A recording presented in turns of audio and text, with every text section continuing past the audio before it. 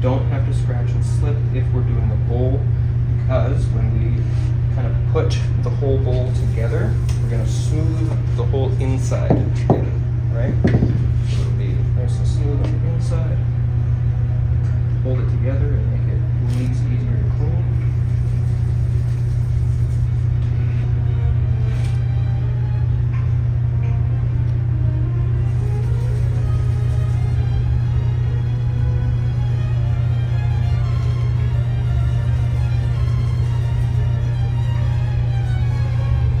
Didn't make enough evenly sized balls to go all the way around. Coils, thick coil that kind of matches the thickness of that. One side flat, so it matches up nicely. Another ball there. I'm just going to lay this right on the other side.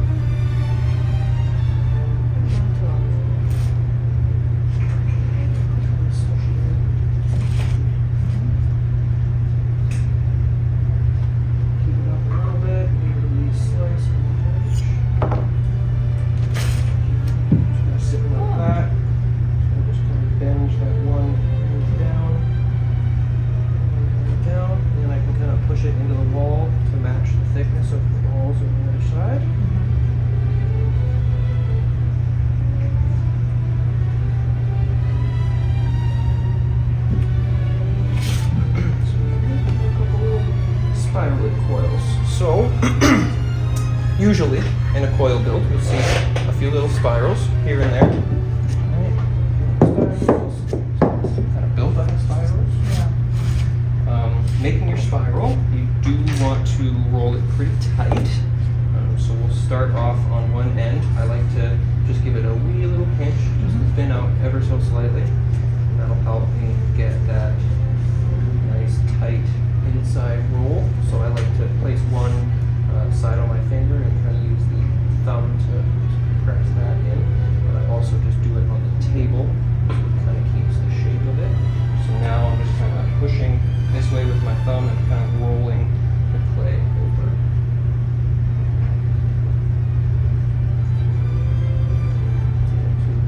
Somewhat of a length. And then I like to just rip it off because it kind of smooshes it in at the same time. Just like that, right?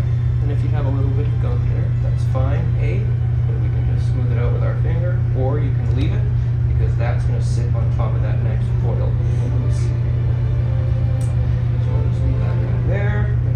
More.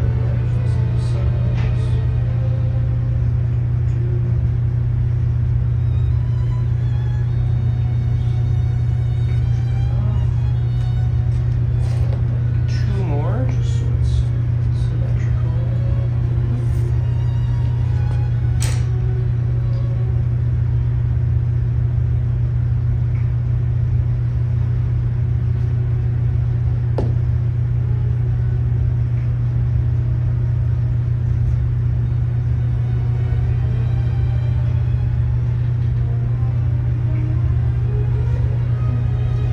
Four somewhat equally sized little spirally coils.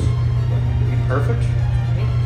Perfect. I'm just going to go ahead and place these guys right on top.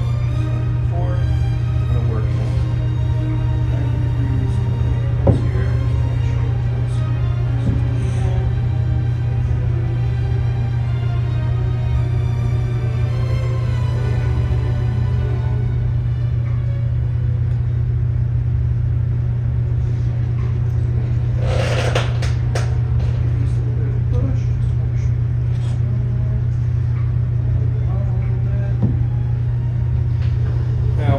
Not going to for time purposes, but you would kind of want to fill those in with something at least, right? But once we're happy with how it looks, it's kind of filled in nicely. We're going to give everything a nice press where everything connects. Just want all the little coils, all the little balls, all the little spirals. Good push. Kind of push down a little bit as well. This is going to compress all the clay. This is going to help clay smushing to the clay next to it, and that's also going to help fill in any of the super tiny little holes that you might have in between any of your coils, any of your spirals, anything like that. Then, once you're all smooshed in, that kind of thing, depending on what pieces where, you do want to smush down or up, that kind of thing, maybe not to the side if you have stuff missing out here, right? So I'm just going to start from the bottom on my first big coil here. It's kind of hard to see, but I'm just going to grab some right down this edge. Just to blend that into the little circle that I have at the bottom there. And you can see it was just real You're getting rid of smooth. all your seams. Exactly. Yeah. Just blend it all together nicely. And if you want to, there's tools. I have a lot of these, a lot bigger too. It'll kind of fit the shape of your piece a little bit better, get a little bit more surface area than your finger, and help make this process a little bit quicker. You can do the same thing with your tool there, and you can just take your sponge to those tool marks and make them disappear. Right? That's pretty much the gist of making a bowl. Same kind of rules apply to making a cup or a vase, that kind of thing. This huge vase, and also this, have the same thing. This one, they made the circle and put their coils on the outside of the circle. That's fine. Just make sure that you're scratching and slipping on the edge of your little circle piece. She built hers on top. Her first coil is pretty long, goes to about here from the bottom, right? And the next one will go, I think, probably to about here, right? So she did pretty long coils and kind of stacked them up outwards. If you do want to do something vertical, like these kinds of things, we do have these just cut up paper rolls, that kind of thing. You can just build coils kind of right up there to help hold the wall up there. Otherwise, we have a bunch of plates and platter that you can do the same thing in. If you didn't want to spend a bunch of time rolling a bunch of coils, you could say cut a little square out that fits in there nicely, and then kind of do some decorative coil work for the wall, that kind of thing, right? Yeah, Okay. that's pretty much it. Think about what you want to try and make. Maybe find a mold. Let me know if you want me to So then start at the rolling end, coils. how do you get that thing out? It just comes right out? Comes right out. Oh, wow. Comes right out, no problem. Okay. Yeah. And for something like this, like, do you have to build